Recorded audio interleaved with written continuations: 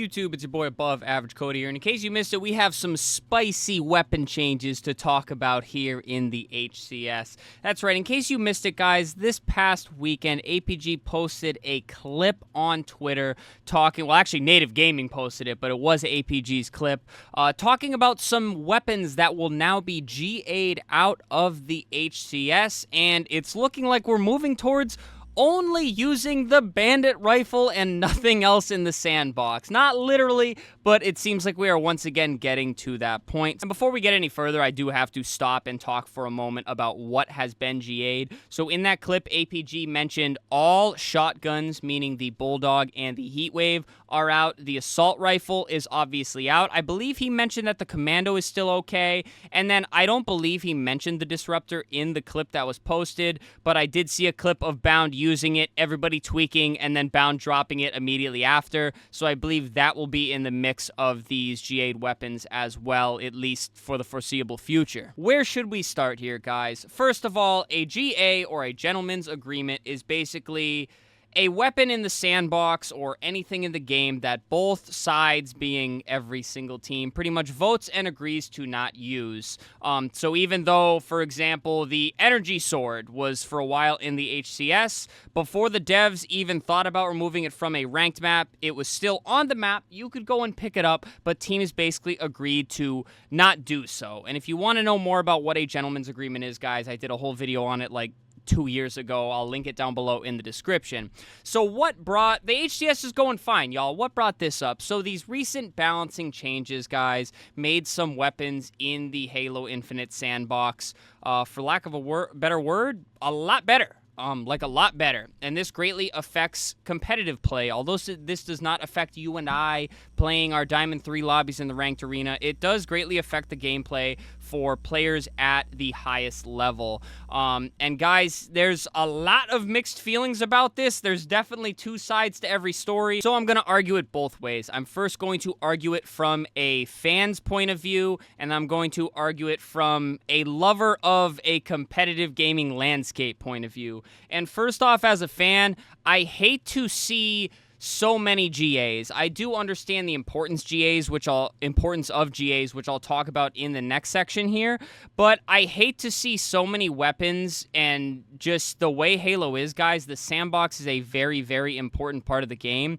So to see all of these weapons be in Halo and exist in the game, but pros basically not using them because they're either A, too easy to use, or B, too overpowered, or C, there's too much ammo, or what have you, it kind of sucks because as a fan, I like seeing players compete for weapons in the map or controlling certain sides of the map because the shotgun's over there, or perhaps rotating away from somebody because they have this weapon in their hands. I think that's a very fun aspect of the game, and it's nice seeing other weapons be used as opposed to the weapon that already starts in your hands. And that's pretty much just like, as a casual fan, it's Halo, y'all. I want to watch Halo, and I feel like that's a very, very crucial and important part of Halo. However, from a competitive standpoint, guys, it is not good when there is one singular weapon that is very common on the map that is just flat out too good. And by too good, I mean if you are not the player with that in your hands, you are probably getting destroyed by it. So if something like perhaps the assault rifle spawns in many places on many maps is significantly better than the starting weapon, this creates too much priority over that weapon, and it's frankly just unfair. In a competitive environment, you should always have a 50-50 shot of winning a gunfight, right? You know, even though he might have a weapon that's a hair better than mine, but is vastly different, I should still have a shot at beating him with whatever is in my hands. But it gets to a point where if a weapon is so good, they are prioritizing it, they are picking it up, and you are basically a god with that weapon. And this leads to an advantage one way or another. And frankly, this is the point of balancing. The idea of balancing is that it's balanced to a point where no matter what weapon you're picking up or what weapon you're using, you have a fair shake at winning the gunfight.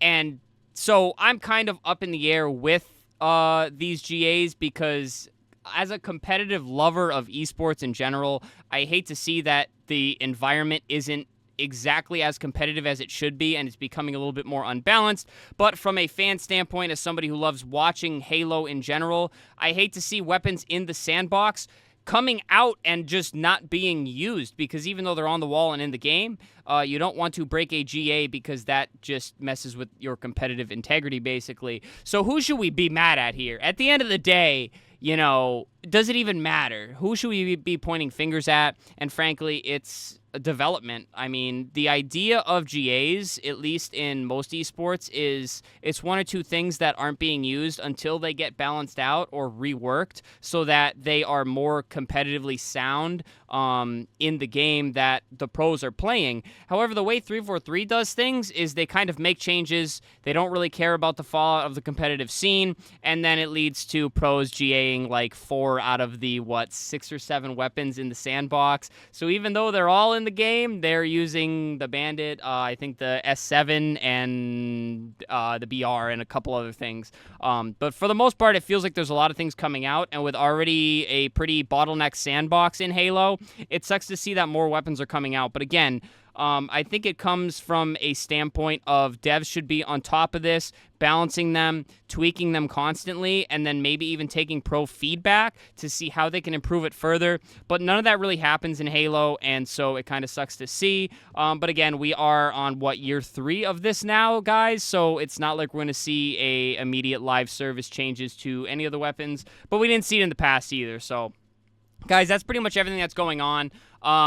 I'm kind of on the fence because, again, I really do love Halo, and I love seeing the entire sandbox being mixed in, but at the same time, I'm a lover of a very competitive environment. I love watching many different esports, and I like when it's as competitive as possible. So if the pros feel like something is unbalanced or a little bit too overpowered, then I definitely think it's for the best of the competitive integrity of the game for the stuff to either be GA'd, reworked, or just taken out altogether. Like, perfect example is the Energy Sword and the Mangler, which, again, used to be in the HCS if you haven't been around these parts for quite some time.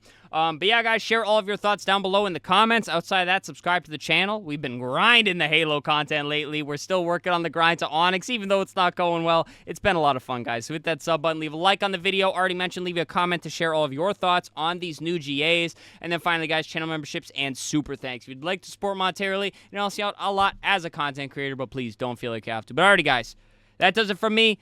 Hope you guys enjoyed this one. Stay happy, stay healthy, and stay tuned for the next video.